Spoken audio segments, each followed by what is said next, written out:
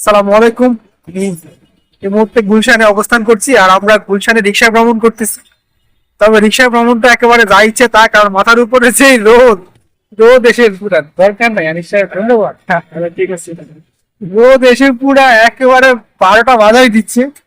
যেমন আমার একইভাবে মানুষ সাহেবের কি খবর দেখে সেই মানে সরাসরি পুরা এসে পুরা রোদটাই পড়তেছে হচ্ছে কি আমাদের মাথার মধ্যে। আরো বাইরে হয়েছি হচ্ছে কি এসি থেকে বাইরে হলে তো এমনি গরমের মধ্যে একটা আনইজি ফিল করি। আর এখন রোদের মধ্যে বসে এখন আরো ভয়াবহ অবস্থা। তো আনিস সাহেব, এই যে দেখতে পাচ্ছেন আমার সাথে আনিস সাহেব আছে, আমাদের ব্যাংকিং অফিসার। আমরা দুজনে মিলে এখন যাচ্ছি হচ্ছে গিয়ে ব্যাংকে। আচ্ছা আনিস সাহেব, তুমি তো ব্যাংকে তোমার কাছে যাইতেছো, আমি কেন যাচ্ছি? এই একটু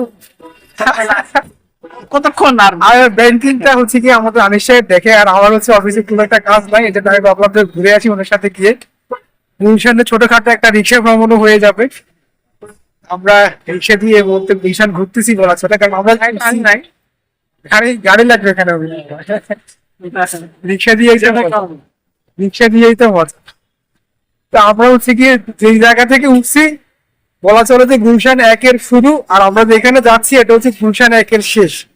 তো গুলশান 1 কিন্তু পুরোটাই কিন্তু আমাদের এই মুহূর্তে কিন্তু ঘোরা হয়ে যাচ্ছে দুজনের। ভাই নেমে কিন্তু আমরা ওখান থেকে দুধ চা খাবো অবশ্যই।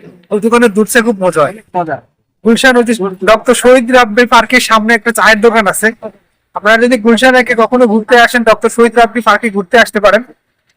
রাব্বি পার্কের সামনে এখানে একটা চায়ের দোকান আছে, খুব মজা হয় কিন্তু ওখানকার চা। ওখানে চা খাবো।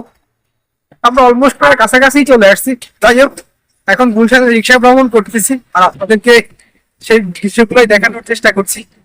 আর বিশাল বড় জ্যাম পড়ে গেছে কিন্তু এই মুহূর্তে আমরা। কি বলে এটা? না নিশ্চয় প্যাট্রোল সিরিয়াল না, প্র্যাকটিক্যাল সিরিয়াল তো একদিক দিয়ে গাড়ি চলাফেরা করতেছে, তাই না? না প্র্যাকটিক্যাল সিরিয়াল এটা যে বিশাল বড় চ্যাপ, প্র্যাকটিক্যাল সিরিয়াল এটা হলো আপনার বুঝতে গুলশানের কি অবস্থা হয়ে যাচ্ছে, পুরো গুলশান একেবারে ব্লক হয়ে যাবে।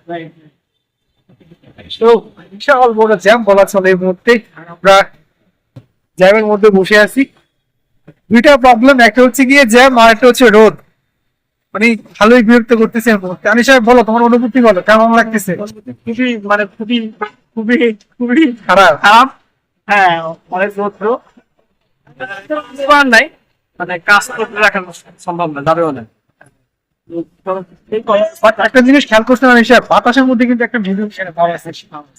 বাতাসটা গায়ে লাগলে কিন্তু তখন কিন্তু ভালো লাগে।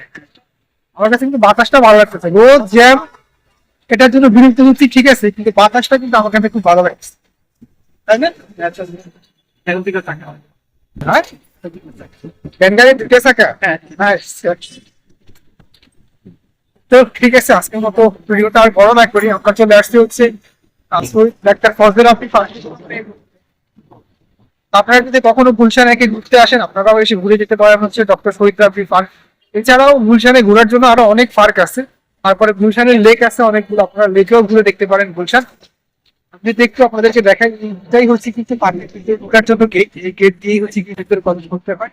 আর চায়ের দোকানগুলোর সামনে। আমরা এখন এখান থেকে নামবো, রিক্সা থেকে নামবো, নেমে আমাদের যে কাজে আসছে আমরা সেই কাজে যাব। আর সবাইকে ধন্যবাদ ভিডিওটি দেখার জন্য। ভিডিওটি এখানেই শেষ করবো।